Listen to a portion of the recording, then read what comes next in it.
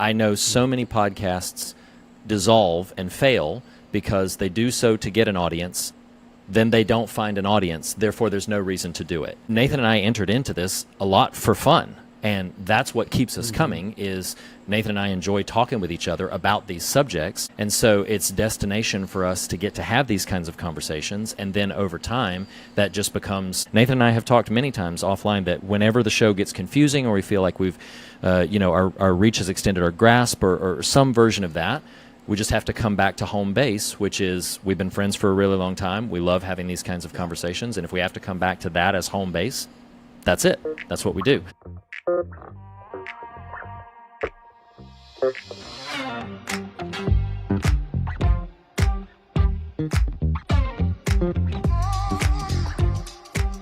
Hello, Noel Manning here. I hope you are all well. Welcome to today's session for our public speaking course here at Gardner-Webb University. I'm really thrilled to bring you this special interview with Lackey and Nathan Rouse, the voices and the faces, as scary as they are, behind the Fear of God podcast.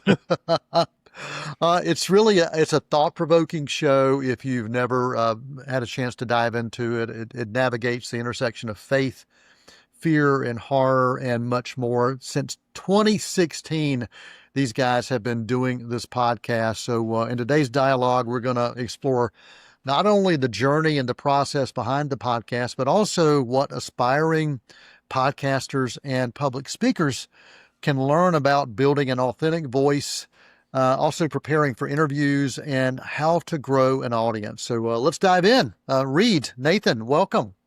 Thank you, Noel, so much. Thanks, Noel. Thank you for having us. Absolutely. So glad you guys are here. I'd love to hear the origins of the show, this partnership. I know you've known each other for 20 plus years. And Reed, I think you originally conceived of this as a solo project before you recruited Nathan. So let's talk a little bit about this and the memory of how this evolved and how it started, the genesis behind this. Yeah, of course. Happy to do that. So I'll be fairly brief. As you mentioned, Nathan and I actually both attended Gardner-Webb University. It's where we met. And I had gotten into podcasting a little bit, where I was working with some friends. I had a friend by the name of Tyler Smith who had kind of showed me a little bit of what goes into a podcast, because he had one and I had guested on his for a while. And after kind of learning a little bit of that for a few years, I had an idea, and I said, because he had a podcast called More Than One Lesson that talked about films from a faith perspective. And essentially the idea was just born of, hey, what if we had a similar kind of conversation, but it was exclusive to horror? I've always been a very, very big horror fan. At the time, there wasn't a tremendous amount of voices speaking into that. And the reason it was operated as a solo project to begin with is because I didn't think anybody else would be interested. I thought this was something I was going to be pulling uphill all the way. And I had spoken to Tyler a couple of times about it. My very next call, of course, after my wife and talking to her about this idea, was to call Nathan and just talk to him about hey, here's something I'm interested in doing. And then on the call, I will never forget, I was on a break at work, just having a walk in the afternoon sun. And I will never forget, right there on the call, he was like, well, why don't I do it with you? I can get a mic. Why don't we have conversations together? And as I said, it was one of those things where I had just never conceived that anybody else might be interested in conversing about this. So I thought it was going to be a little bit of a intellectual exercise. And then Nathan was very much like, yeah, let's just do it together. And so then it developed from there, doing a little bit of research. And I'll pause that little origin story and pivot it over to Nathan for your memories of how that all came to be. I love, Noel, that you prompted this question with the word recruited. How did Reed recruit me? And even hearing Reed tell it, because my impulse was, I don't think he recruited me. I think I wrecking balled my way into the project. So, here's the thing. From a DNA standpoint, I am an extrovert. I'm a middle child. I'm a theater person. You don't have to push me hard to say, Nathan, will you get on a microphone with ostensibly an audience and share your thoughts? Like, that really is not a hard ask. And if anything, it sounds to Reed's memory like it was me saying, please. You know, I will give a slight editor's note. No clue when any one person is going to hear this, but at this point, it's actually more to the truth that Reed and I have been friends for 26 years, 25 years. And so, you know, the show's been around under half of that time currently, but because of the journey the friendship had already taken, not mentioned as we, you know, college friend, this part was mentioned, Gardner Webb buddies. Reed was the best man at my wedding and vice versa. We became travel buddies. I got Reed, now before the best man part, I got Reed tucked in his California life, which he still enjoys. But because of this history, I just always assumed we'd do something creative together. Like it's that was just a sort of foundational sort of element. We are the people. Noel, you'll remember. I don't even remember the name of the place, but there was a video store at one of those major corner intersections in Shelby, and at Gardner Webb, Reed and I, as roommates, would make our way there in the evenings and just literally walk the aisles, chatting movies. Did you see this? Yeah, have a 5-minute conversation. Did you see that? Yeah, had a 5-minute conversation. Like, that was the substance and the ingredients that beget, you know, where we are even today. So it really was turning that format into what has become the fear of God. And so I love hearing Reed tell this story because, Noel, depending on how astute a Fear of God listener you are, you might know Nathan's memory is not the sharpest. And so, you know, to me, it was like, well, did I ask to join? Did I steamroll my way in? Did he ask me to join? All of those could have been true, depending on the perspective of the moment. But it does stand to reason. You know, Reed would pitch me his idea, and I'd say, "Please, sir, I might have another. You know, can I join?"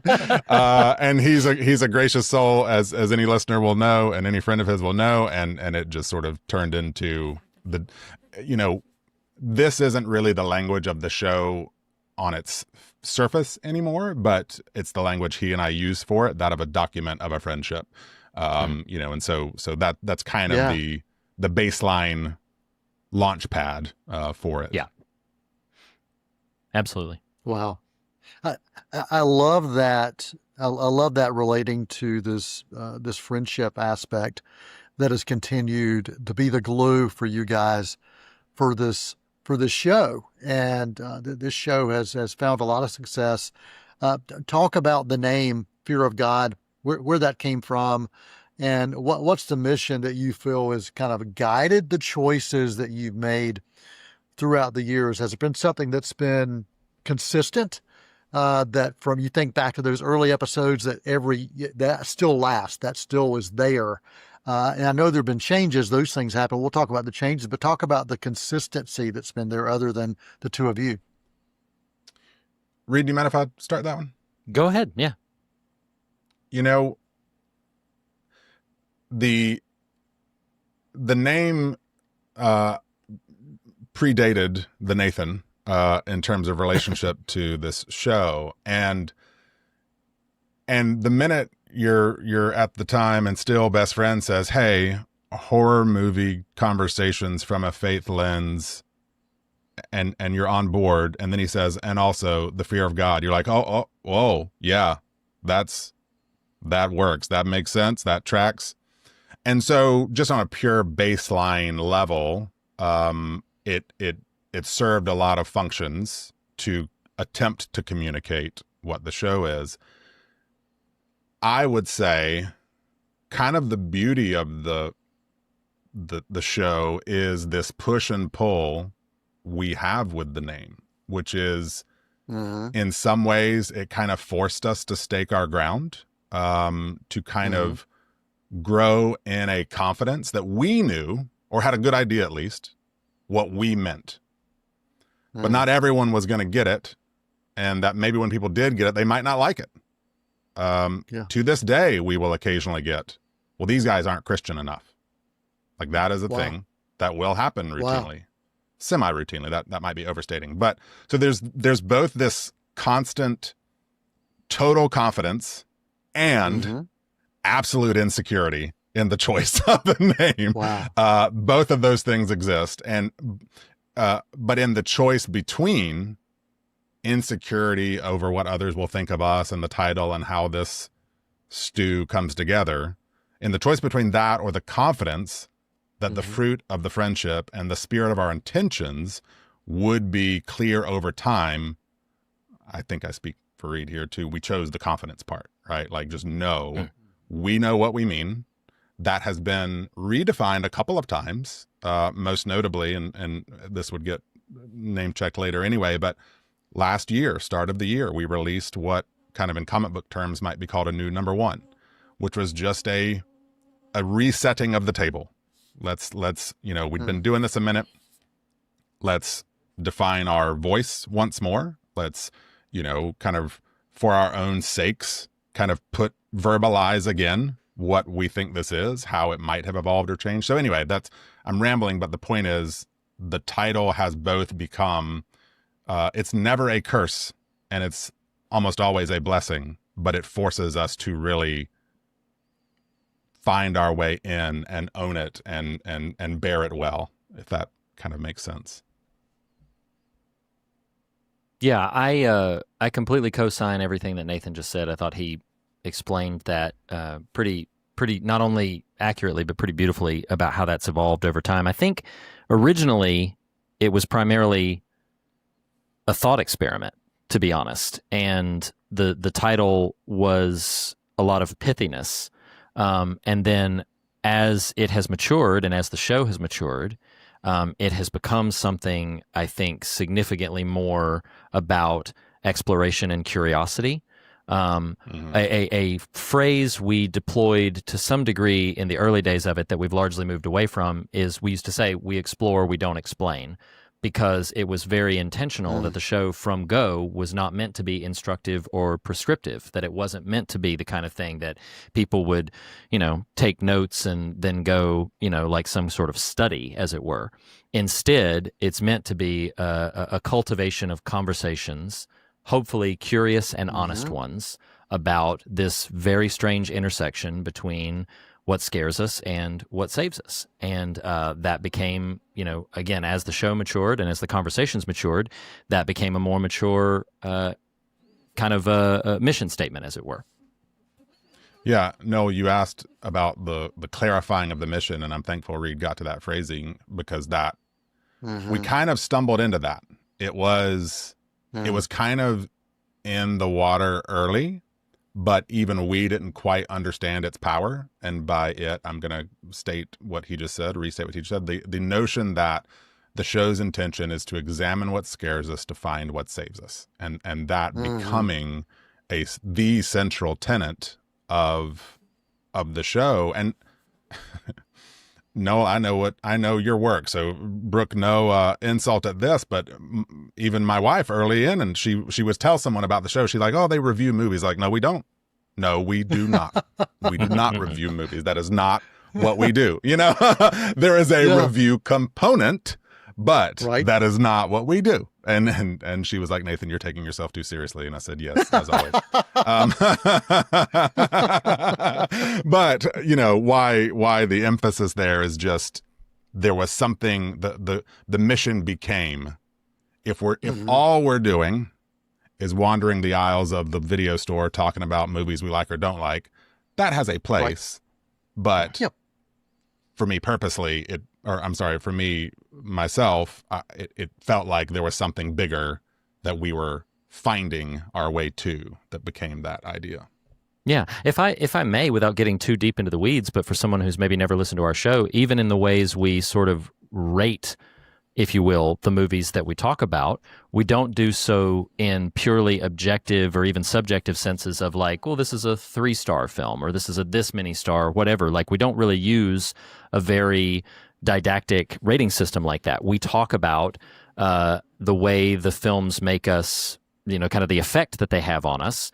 That's kind of the fear aspect. And we talk about the perspective of the film that we represent as kind of the God aspect of it. So to Nathan's point, there is a review element, but it's really not as simple as, oh, this was a good flick or this was worth your time or anything, but more about the way we engage with art and kind of why we do and what it can do for us. And so I risk over explaining at that point, but yeah, it's a very different kind of approach to these sorts of conversations.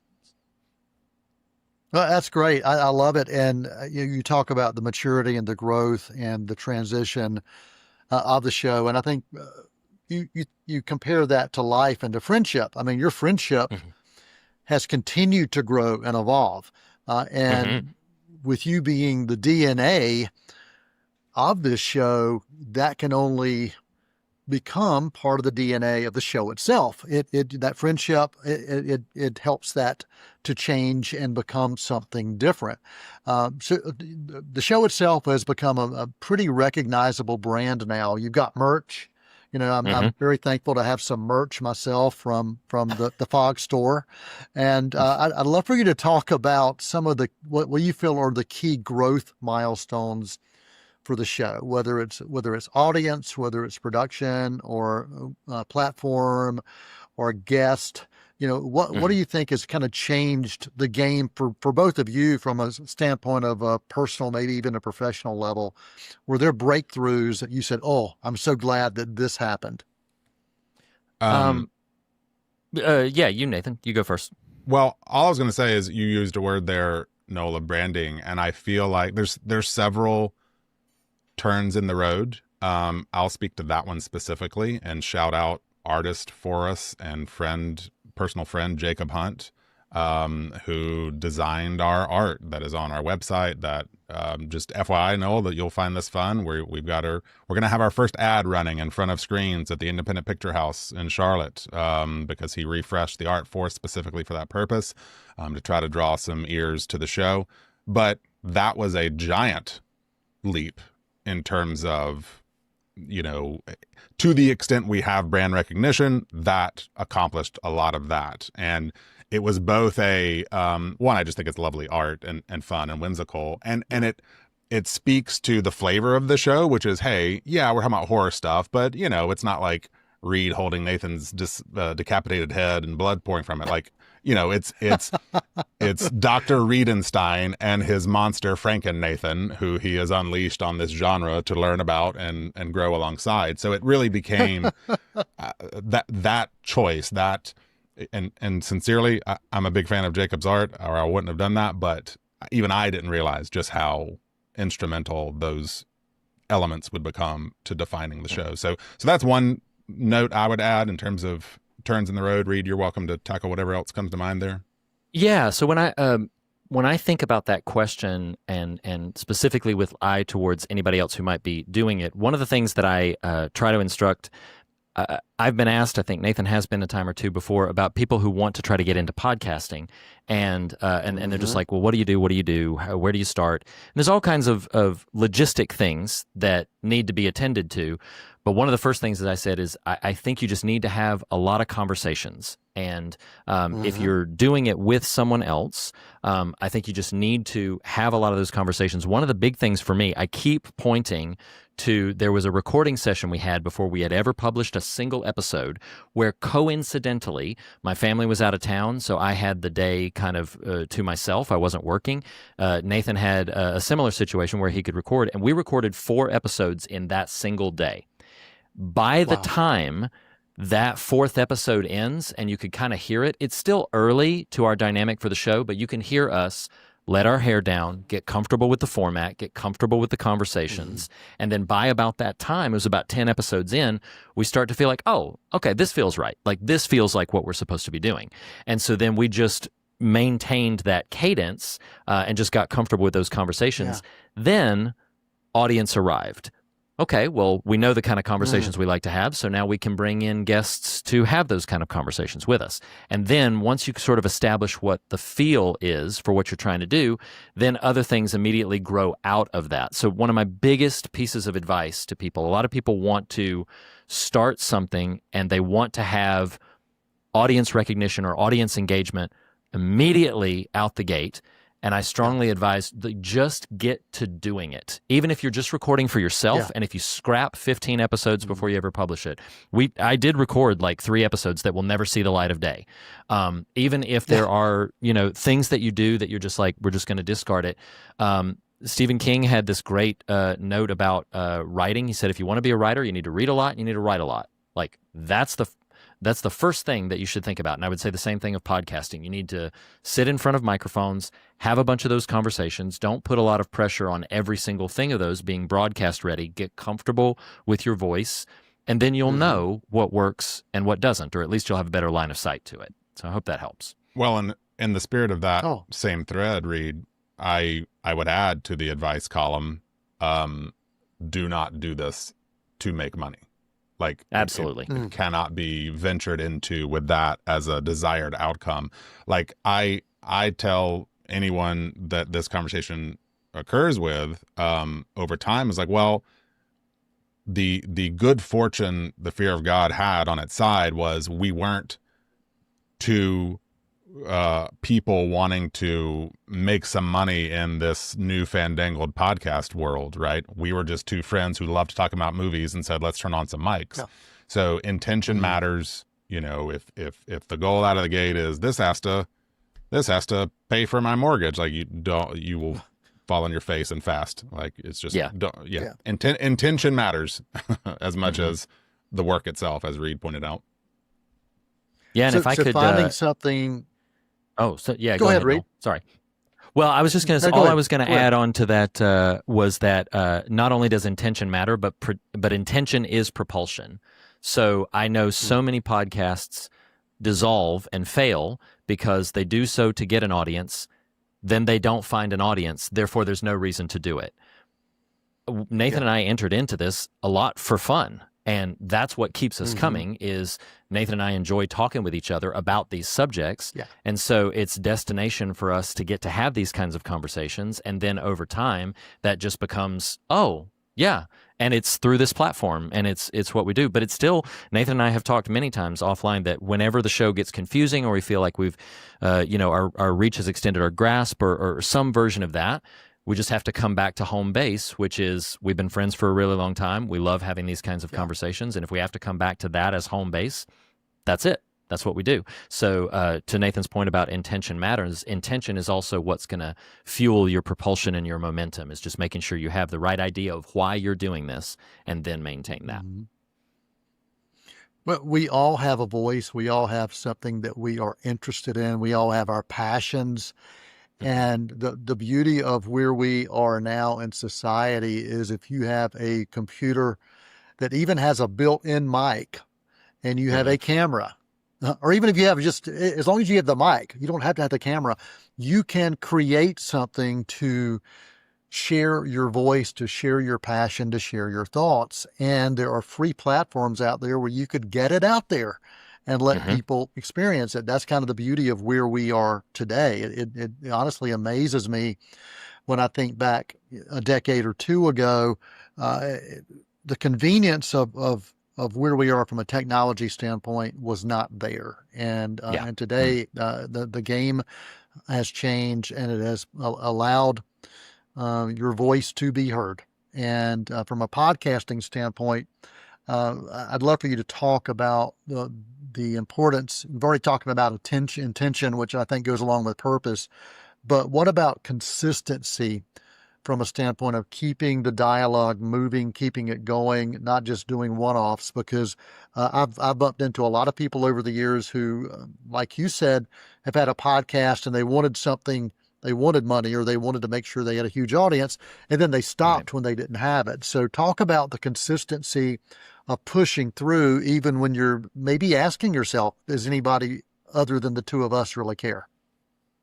Yeah, you have to have a game, depending on what your unique situation is, you have to have a game partner. Nathan and I are both game and on board. We agreed together, this is the cadence we're going to do, and so that means we work together on that piece of it. You also have to have support from your family or from whoever else is doing this. They have to be on board with it, and it has to be, if you want to stay consistent, consistency may be once a month, for you given your situation. It could be weekly. If you want to go more aggressive than that, that would be a hard, rhythm to sustain. But I think the biggest question is you have to make sure you embrace a rhythm that you can sustain.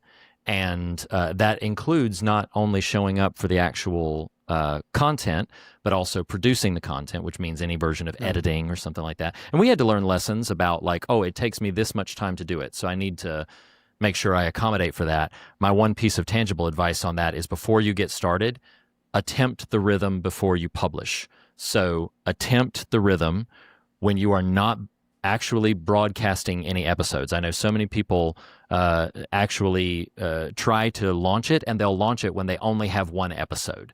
And so then they just expect they're going to be able to maintain, and it does get quite tedious.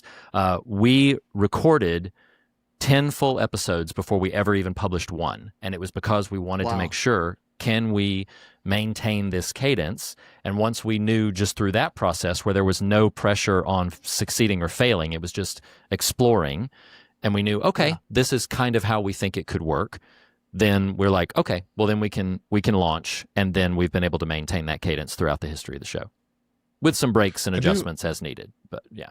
The consistency is huge. Noel, I want to, kind of chat about, or at least comment on something you said about access and capacities and availability of the technology to do this. I think, and I think you would agree with this, like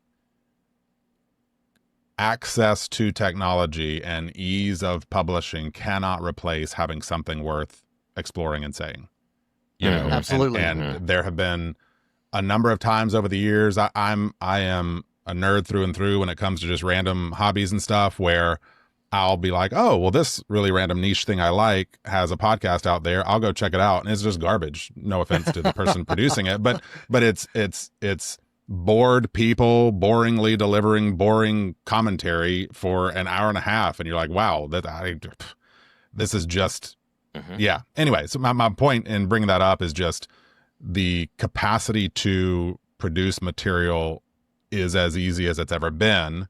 But if you want, goodness gracious, if you want to valuably use your life's resource of time, have something that is interesting to you and might be resonant to others, or at minimum, like in our case, it's friends chatting about things we like, I will say this took us a minute to find ourselves, and it kind of doubles back a little bit, but having some version of architecture to any one conversation is useful. Like we've got kind of segments, if you will, that became scaffolding to guide a conversation so that it wasn't just blathering for an hour and a half and then being like, oh, we just rambled, but that consistency to dial back in on that point, that consistency part is huge.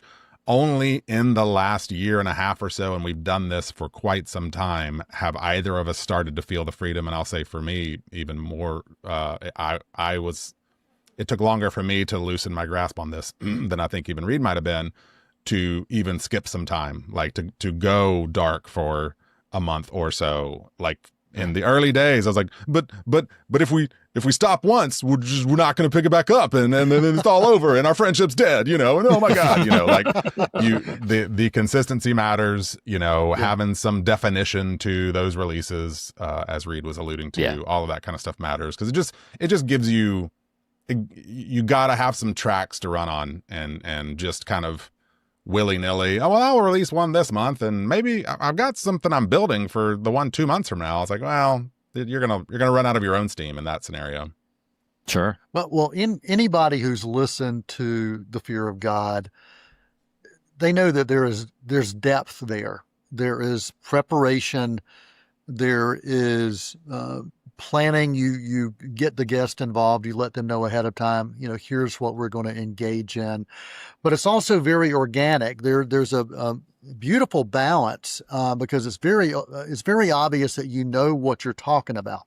But it's not like you've had hours of, okay, we're going to say this, we're going to say this. I mean, no, it's a very fluid episode. But I'd love for you to talk about the aspect of planning, being prepared, not just for you, but also getting your guest prepared. And how do you decide on your your themes? What's that research process look like? So Sure. kind of dive into the behind the scenes aspect of getting ready and why Hmm. it's important to be prepared. And I know, Nathan, you spoke to a little bit of this, that you're not just rambling, Right. but I think it is important for, at least for, for this class, that takes a look at this and listens to this, to understand that you've got to be prepared if you're going to be spending as much time as you are talking about these topics.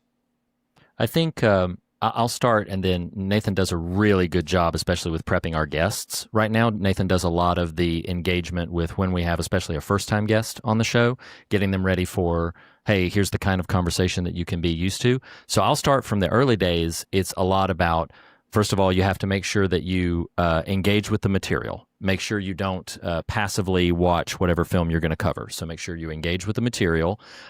Jot a couple of notes down that come your way that you think like, oh, I want to mention this, or I want, and they can be technical things, they can be thematic things. And then one thing that we don't do as deliberately anymore is that we spent a degree of time on the show where we would intentionally try to come up with questions that would prompt discussion and actually thinking about, okay, what's going to get our brains and our minds and our hearts going to try to keep the conversation from getting stale or from stalling. So it's a big, I think for me, a big thing is just making sure that you engage openly and honestly with whatever material you're going to cover. I think that's a huge part of the homework. And then taking some notes. My last comment before I let Nathan take over is just basically like, don't be too precious or sensitive about what you're going to talk about. Make sure you are open to the curiosity of wherever that conversation might go. Have some good places to fall on if something is stalling, but don't feel that you have to squeeze all of that in. Instead, be open to wherever the conversation might go, even if it's just you and your regular co-host. But especially if there's a guest, be open to whatever they might bring to the table as a surprise. Be embracing of surprises. Yeah, Nathan, sorry. Go ahead.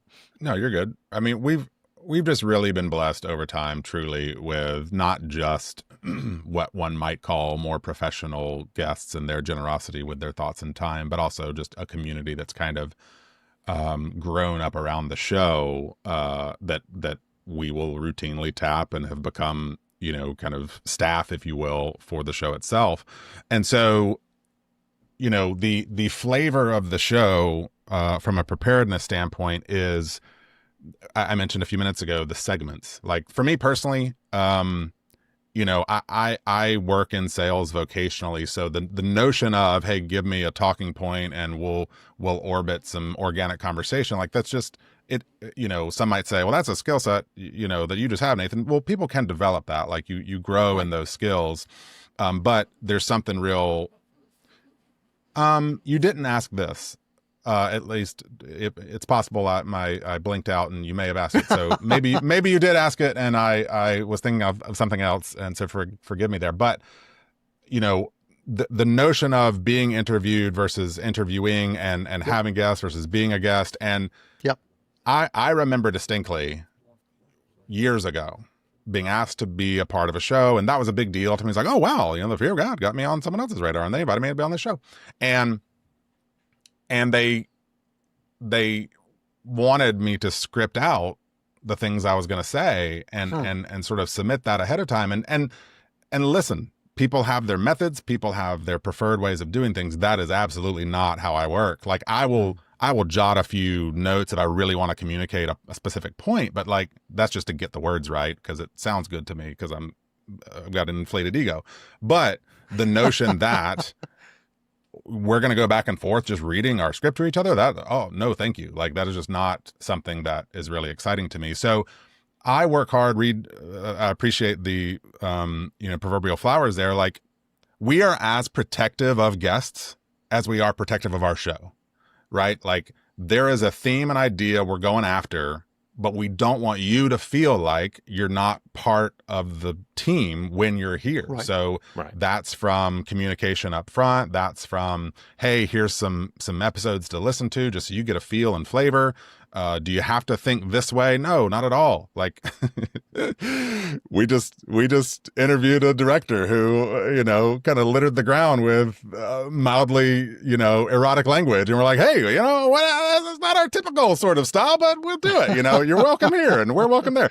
So, but the point being, we want to be very protective of anyone who joins the party, and as much as we are protective of the integrity of the machine itself, because, we know what it's like. We know what it's like to go into situations where someone didn't prep you and you're kind of having to awkwardly figure your way through. We don't want that for people. We want people to come in, kind of immediately get the vibe and grow from that. And especially a corner we have additionally turned even in the last year or so is kind of an amplification of our presence in really lovely ways that I know there are conversations that happen on the other side of these before people and talent come onto our show. They're like, fear of God, what is this? What is this? And they ain't gonna, shoehorn me into a particular strain.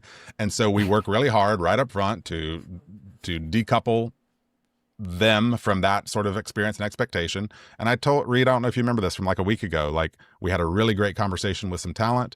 And I said, what I love about our show is people probably come in expecting an interview, and what they get is a conversation. Like that is what I want. We've got a few notes and guideposts as we need it and as we want it and as it's necessary. But what I want is I'm going to ask you, new person, a question. You're going to answer it in my sales life, and then I'll shut up. In my sales life, I've got a mantra that's follow the breadcrumbs, right? If you just say something, I'm going to show you care. As in show care to you, not show that you care, show care to you. If I just start asking you about the thing you just said, follow the breadcrumbs, right? And typically that's led to some really robust and lovely conversations. We find our way into depth and profundity that way. But for me personally, from a preparation standpoint, it's about, okay, I've got a loose idea of what we need to talk about. We've got our segments, that is our scaffolding. And then we just kind of, run between it. I'll tell you this, Noel, and then I'll promise I'll shut up for whatever's next. We worked hard for years and failed every time to make our show fit a certain time stamp, right? Okay. Yeah. We really ought to be. Yeah. All the rules say you need to be like, half an hour, 45 minutes, under an hour. And I'll be doggone if 95% of our content is an hour 45 plus. Yeah. And it just got to a moment where I was like, you know what? These are the conversations we're having. These are the conversations we like. To force ourselves into a real specific bucket feels untrue to the fruit we're experiencing here. So anyway, I do think there's probably some wisdom in having shorter episodes, but that's not the path we've chosen to pursue. Yeah. Well, that is the beauty of podcast now, is that you can have a 5-minute episode or you can have a 2-hour episode, and that there are audiences out there for all of those in between. And yes. I do work on broadcast radio, and I do work in cable television, and I am shoehorned. I will say it. I am shoehorned into a specific time. So, there's a radio show that Thomas and I do every week, and it's 1 minute long. Wow. We can go up to 1:06, but that's it. And so it's very, very structured to what we have to say. I know that in 200 words, I can get out a minute's worth of content. So, we have that built, and we know we have to do that.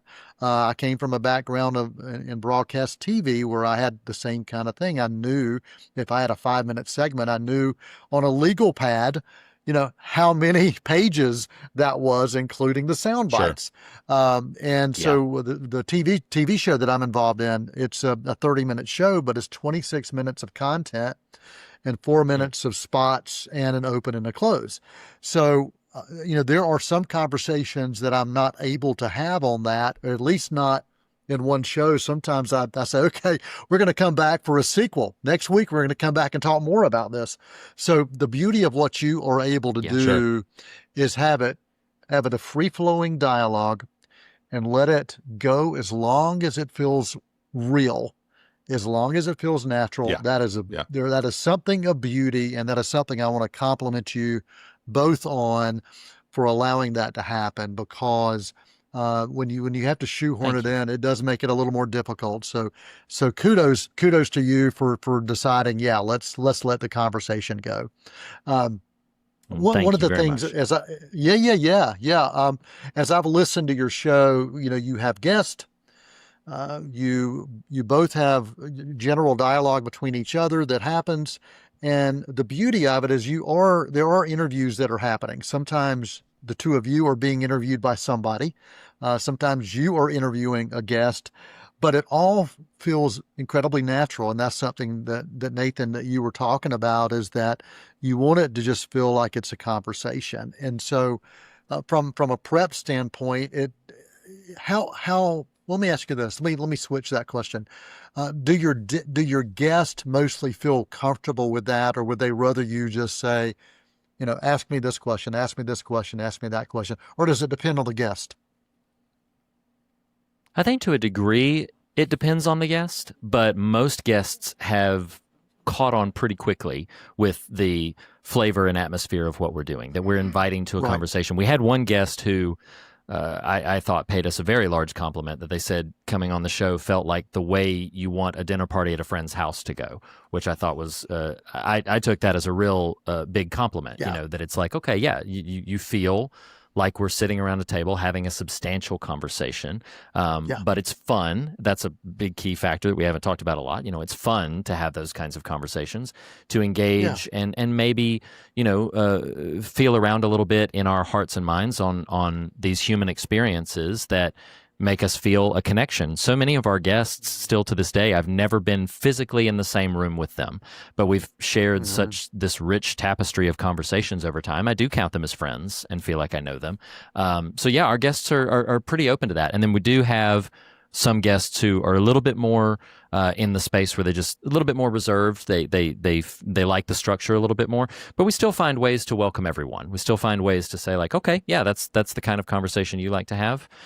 You have some room at this table. So yeah. Well, and on that point, something that has gotten formalized just in the last few years, even though we always kind of flirted with some form of it over time, is and this I kind of borrowed from my sales life, was having some form of icebreaker, some form of rapport builder up front. So like any new guest, and to their credit, most people are game. We have a little, we jokingly say it's this elaborately titled thing that's effectively called Two Questions, right? Where you're just asking them kind of how they got into, whether it's film fandom or horror fandom, tell that story to us. And then in the spirit of what we described 30 minutes ago of the mantra of the show, hey, what scares you? So like, Noel, if Yeah. you're a first time guest, those questions get posed to you. And what's really Right. lovely about that is you learn a lot, not about the content, but about the way people engage those questions. For Yeah. instance, we had, and remember, there's kind of two tracks in a general sense for our guests. Some are, community folk, foggers, who are just part of the game and jump on board sometimes. Then there's the kind of the talent side, to use that word. And, Reed knows this, but we recently interviewed some talent and for their imminently releasing film. And I'll be honest, the film itself was not my taste whatsoever. And I'm thinking, goodness gracious, I got to figure out how to be a congenial host here while also not like, being disingenuous about things. And so you don't lean there. But what was really beautiful about that was, we started with the two questions, and Noel, that sole choice begat 30 minutes of just lovely friendship building with us and Wow. this talent who you could tell they just really enjoyed. Hey, yeah, I got to talk about my movie because that's the business and that's coming out. But they just plugged in and jumped on board, and suddenly Reed and I and them were discussing just movies and favorite films Yeah. and the things we're scared of. And this is what I mean by, yeah, a lot of these folks will show up for ostensibly an interview, and our goal is, well, let's just talk, and kind of be humans together. So anyway, that's kind of the approach to guests. Most of the time it works out totally fine in that spirit, to Reed's point. But yeah, it's just finding ways into conversation that make people feel at home and a part of Yeah. the fog, if you will. And I think my only little one sentence soundbite to that is that rapport, like he's discussing, made the conversation about the actual film more substantive and better. Yeah. And it Yeah. made Yeah. it easier to have. There's some people who'd be like, oh yeah, but you've spent a lot of time on banter. It's like, no, that's stage setting. If we keep this It's not analogy banter. of sitting Yeah. at a table together, that's stage setting to allow for some more fruitful conversation about what we came here to talk about. So it also has a great amount of intention to it as well. Well, being open to what's next is an amazing approach to what you're doing. And Nathan, you went into that interview worried about, okay, how am I going to make this happen? But you were open for where it took you. And as I've listened to your shows over the years, I continue to love that each of you continue to learn lessons about each other. And that happens when you're talking about films, and Reed may see something or feel something about a certain film that Nathan hadn't thought of, or vice versa. And I love how you both will say, wow, I didn't really think about it that way, or I didn't see it from that perspective. And to me, that's the beauty of talking about any kind of art, is being open to other people's perspectives and realizing that while this piece of art may have not spoken to me, you can appreciate why it could speak to someone else. And if we're open to that, it does allow us to be open to dialogue and talk. But if we just close the door and say, no, it's horrible, I can't imagine anybody ever loving that. Well, you just closed off. Yeah. You just closed the door on being able to have a Right. beautiful dialogue with somebody and learning something along the way. Sure. Yeah, it's a missed opportunity. Absolutely. Yeah. So lessons learned from you. Let's play off of that. What are some of the lessons you think you've learned about yourselves from this time together on over 26 plus years of friendship and the show itself going back to 2016? What have you learned about yourselves? I have learned primarily that I'm always open to change. I'm always open to changing my mind. I'm always open to having my perspective shift even in real time through the conversation. And I was happy to learn the value of being able to change my mind. I came into this a lot thinking that it was beholden to me to have all the answers, and beholden to me to have all the things well in hand, that I needed to, sound authoritative, that I needed to have it all grasped. And it's a real benefit to be able to take something new in and say, oh yeah, I actually think that's a better way to look at it. And discovering that is a real joy. That's one big thing. Love that. Nathan? I've learned I'm not big on body horror or French New Wave extremism. Yeah. No, I am also, this is going to get real hoity-toity perhaps, but It's okay, man. I've also learned that I've got a very protective instinct of my friend and co-host, of this community we've built, of this project we've embarked upon, and of just an intellectual and even spiritual willingness to stare at the darkness and figure out how to make our way through that together. There's a really beautiful anecdote that feels appropriate here. The show has become, and I even personally have kind of become friends with a gentleman out of Atlanta. He's an esteemed ethicist in kind of Christian thought these days, a gentleman named David Gushee. And it seems an odd match that he would have found our show or vice versa, but it's kind of worked out beautifully. And I'll never forget, this is the person who would not count themselves a film fan, not count themselves definitely a horror fan per se, even though, both of those things are fields of general interest for them. But one of his first times on the show, you could see it click in real time, Noel. And it was like, oh, you guys talk about the scary things to learn about the things that save you. And I was like, yes, you found it. It's right there. Like, that's the intention. That's the goal. And when you ask the question, what have I learned? What I've learned about myself is I'm very protective of people's process towards that outcome, right? Like, you don't have to show up here and have it, quote unquote, figured out. You do have to show up with an open heart towards not being judgy, not thinking, look at these weirdos in their horror movies. Like, no, sir, you are doing a disservice to your own self, your own spirit, by pretending that, there aren't scary things out there. Because I'll tell you, and I'm just risk getting preachy, like, the scary things aren't in these movies, right? We engage these movies to learn and practice how to manage ourself, our spirits, our hearts, our emotions for the real scary things out in the world, right? And I'm very protective of people's process towards that end. So that's, I think, a thing I've learned about myself. Wow. Love that. Love that.